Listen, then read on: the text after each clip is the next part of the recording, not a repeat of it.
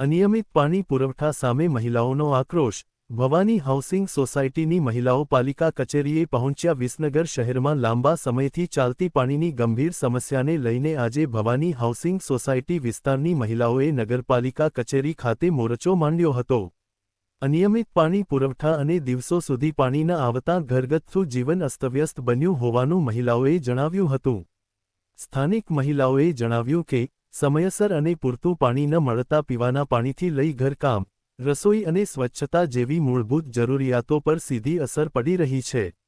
અનેક વખત રજૂઆત છતાં સમસ્યાનું કોઈ કાયમી સમાધાન ન થતાં પહોંચ્યા નગરપાલિકાએ મહિલાઓએ નગરપાલિકા અધિકારીઓ સમક્ષ કડક રજૂઆત કરી તાત્કાલિક નિયમિત પાણી પુરવઠો શરૂ કરવાની માંગ કરી હતી। સાથે સાથે જો વહેલી તકે સમસ્યાનો ઉકેલ નહીં આવે તો ઉગ્ર આંદોલનની ચીમકી પણ આપવામાં આવી હતી। નગરપાલિકાના ચીફ ઓફિસર તરફથી મહિલાઓને યોગ્ય તપાસ અને વહેલી તકે સમસ્યાનું નિરાકરણ લાવવાની ખાતરી આપવામાં આવી। શું નામ છે બેન અને શું સમસ્યાને લઈને પાલિકા આવવું પડ્યું? મારું નામ ડિમ્પલ દેસાઈ છે। અમે લોકો ભવાની હાઉસિંગ સોસાયટીમાંથી આવ્યા છીએ અને પાણીની સમસ્યાને લઈને અમે લોકો આવ્યા છીએ। અહીંયા પાણીનો કોઈ જ ટાઈમ નહીં અને પાણી સાવ 15 મિનિટ જ આપવાનું અમારી સોસાયટીમાં અને ફોર્સ બી સાવ ઓછો છે। નીચેવાળાને બી મોટર ચાલુ કરવી પડે છે એટલે ઉપરવાળા કરે તો જ આવે પાણી, પણ ઉપર બી નથી આવતું, નીચે બી નથી આવતું। 15 મિનિટ જ પાણી આપે છે તો શું અમે લોકો વેરા નથી ભરતા?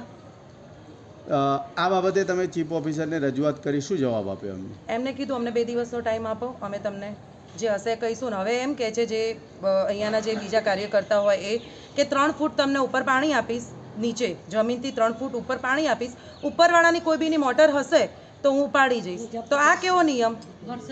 ફ્લેટ અને ફ્લેટ સિસ્ટમ છે, અમારે કંઈ પોતાનું પર્સનલ તો છે નહીં, બધાને ઉપર 4 માળ છે, નીચે 4 માળ છે, તો ઉપરવાળા ક્યાં જાય? તો તમે અમને જગ્યા આપો, અમને અમારો પર્સનલ સોસાયટીનો બોર બનાવી આપો। આ તો ફ્લેટ ટાઈપ આપણે અને આ તો અમારું ફ્લેટ ટાઈપ છે સોસાયટી અને અમે લોકો વોટ આપીએ છીએ, વેરા ભરીએ છીએ અમે બધાને। અમારા 96 વોટ છે ટોટલ અમારી સોસાયટીના।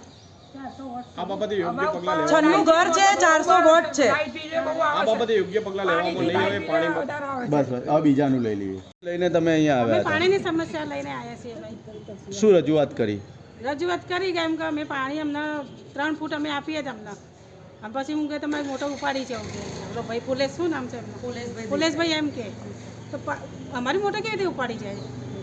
એ મેં ફોર્સથી પાણી છોડતો હોય તો નીચેવાળા કેવી રીતે મોટર મૂકે, અમારા ઉપર પાણી ના આવે એમ। કેટલો સમય પાણી આવે છે તમારે? 15 મિનિટ જેટલું પાણી આવે અને નીચે બંધ થઈ જાય એટલે ઉપર મોટરમાં બંધ થઈ જાય પાણી। અમારે આખો દિવસ કરવાનું શું પાણી?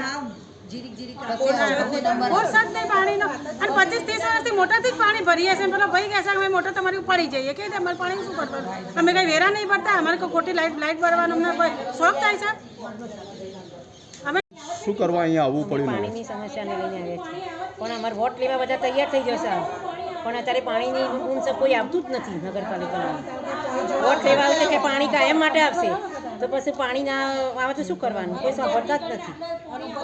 અને ઉપર કે મોટરો જપ્ત કરી દઈએ તો પછી આપણે કેટલા 30 વર્ષથી કેટલા વર્ષથી હાઉસિંગ જૂનું છે તો આજ સુધી આવી પ્રશ્ન નહોતો, હવે ક્યાંથી આવ્યો આ?